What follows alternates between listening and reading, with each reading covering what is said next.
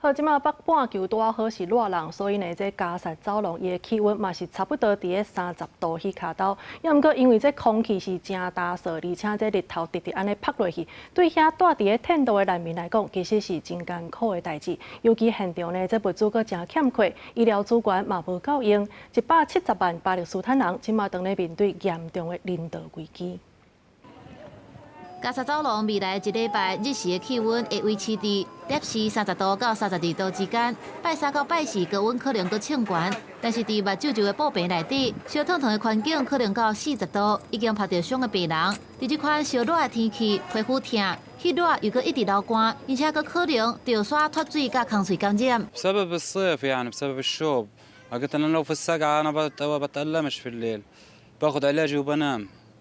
اليوم انا بدي علاج اقوى وجرعة اكثر ما فيش في السوق ما فيش في 另外一位病人的脚是白红带，伫这款环境想要恢复根本是无可能的代志。简单的冒病和感染的风险增加，佮较免小熊会当直接困甲疗养。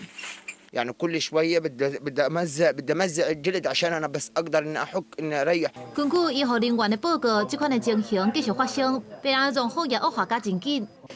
تأخر التئام الحروق بسبب انه اول شيء بتزيد درجة الحرق مع الحرارة، احنا طبعا بنوصيهم انهم يبعدوا قدر الامكان عن الاشياء مصادر الحرارة. 天气热热，大家拢需要水，挤喙焦也是清空喙，但是无水通用。这位有路无厝的巴勒斯坦人表示，囡仔若生计是无法度治疗的，并且讲这个桶仔因全部是空的，因一礼拜敢若会当灌水2届。 而且是底袂满的，真歹得到饮用水或者是清气的水源。过去几礼拜以来，严重欠水，和加沙的人道危机又搁恶化。能源欠缺，致使海水淡化和卫生设施关起来。另外，最近以色列军方防指控枪杀去援助据点领物资的百姓，以色列承认有开枪警示，但是否认造成伤亡。14拜一会当对以色列边境看到高高烟冲出来。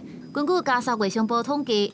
以下冲突以来，已有58000人死亡，超过一半是查某人甲囡仔。美国总统川普13表示，希望以色列甲哈马斯的停火谈判会当伫这礼拜处理好。高市新闻黄文玲编译。